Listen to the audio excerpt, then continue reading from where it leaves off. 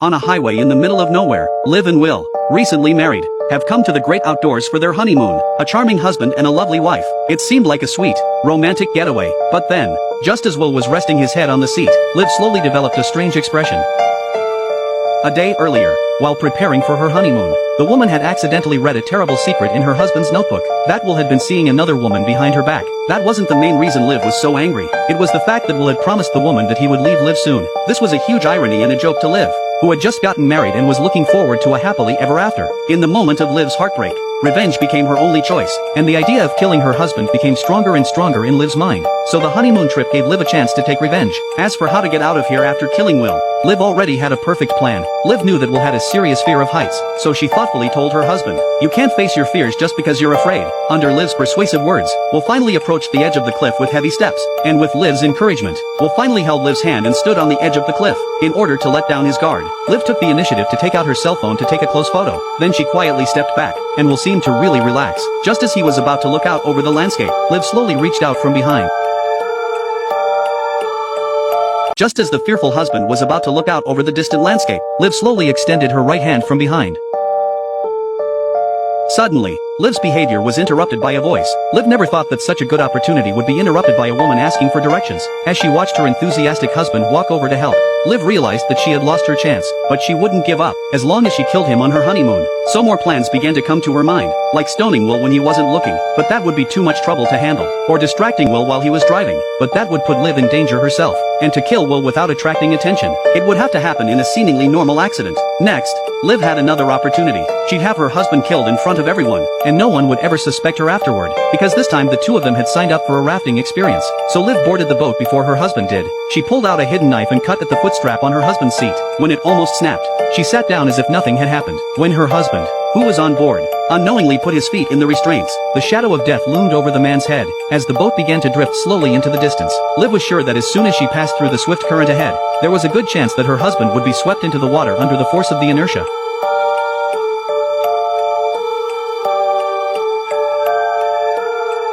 What happened next was exactly what Liv expected. With a wave of water, Will was swept into the river in an instant. Watching her husband's pleas for help, Liv reached out her hand as if by magic. Maybe she was just doing it for show, but then another wave hit. Liv was swept into the water in an instant.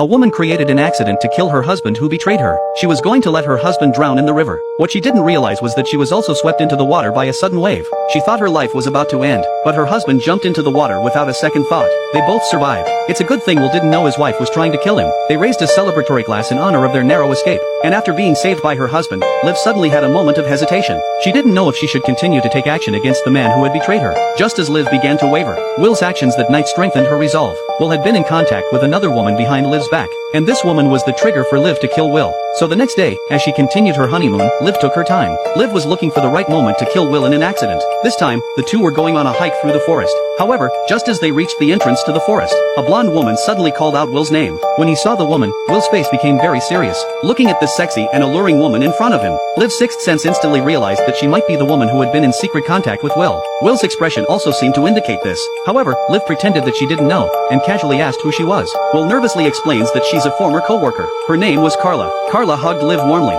Then she asked if they were going on a hike. Will said yes. He was about to take Liv away first, but then a man walked up to him, and he was Carla's current boyfriend. There was a brief exchange of introductions, and then, at Carla's suggestion, they decided to go together. We didn't have long to go. Liv suddenly walked with Carla's boyfriend at the front of the line. She took this opportunity to confirm her suspicions. It was Carla who had been in contact with Will. With the presence of other people, Liv put aside her desire to get rid of her husband for the time being. Liv had put aside her desire to get rid of her husband for the time being because of the presence of other people. But now that she had found the source of the problem, Liv decided to observe Carla first. And so, they walked all the way to the river. I must say, the scenery here is as beautiful as a painting. Carla couldn't resist the temptation to go for a swim, and Will took the opportunity to take a quick dip. But the man kept glancing at Carla as they walked, until he fell into a pothole. But before Liv could react, Carla ran over to him. She looked very nervous. This scene directly made Liv more convinced of their relationship. At this moment, Liv's heart only had one thing to say: if you are unkind, then you should not blame me for being unkind. When we got back in the evening, we had a few drinks together. By the time we got back to the room,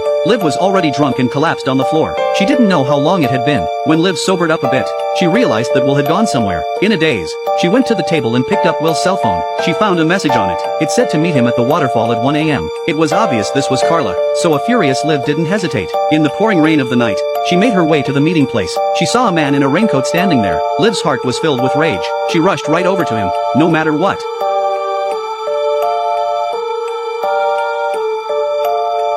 A woman pushes her betraying husband off a cliff, but when she got back to her place, she couldn't help but feel a little sad. After all, they had just been married for a week, and she didn't think that the man who had loved her so much would betray her after marriage. But this was the end of the story. How she was going to face the police and remove the evidence was the most important thing, so Liv washed herself carefully. Then she deleted the messages Carla had sent to her husband. Then she cleaned her room. She looked in the mirror again and started practicing her fabricated statement. But then there was a knock at the door. Liv was nervous. She thought it was Carla and her boyfriend, so she got herself together and opened the door. But the moment she opened the door, Liv was shocked. It turned out her husband wasn't dead at all. But who was the one she pushed down last night? Liv thought she was hallucinating. But to make sure, she opened the door again. But when that handsome face met her eyes, Liv still couldn't accept the fact that she had killed the wrong person. She closed the door again and hid inside. Will thought Liv was angry with him for staying out all night, so he explained outside that he'd gotten drunk and slept in the rec room last night, which means Will never left the hotel. And Liv realized that the person she pushed was probably Carla, and it turned out to be exactly what she thought it would be. When she saw the look on Carla's boyfriend's face when he couldn't reach her, she finally realized that she had pushed Carla off the cliff. But she didn't dare to tell anyone. When she couldn't reach Carla, her boyfriend finally called the police. The police quickly organized a search and rescue operation. Even other tourists organized themselves to go into the forest to look for her. Liv and Will joined them. Liv searched very hard, but she didn't care if Carla was still alive. What she did care about was the necklace that Will had given her last night before he pushed Carla off the cliff. She wanted to get the necklace back before the others found it, so she wouldn't be implicated. Liv was lucky. Between breaks, she saw the necklace at Will's feet. While massaging her husband's broken foot, she secretly retrieved the necklace. She was relieved, but when she saw her husband's anxious, worried face, Liv suddenly wished that Carla had been buried in the forest. But what she didn't expect, the search party told Will that Carla had been found, but she had suffered serious injuries. She had been taken to a nearby hospital. Those words made Liv's heart tense up again.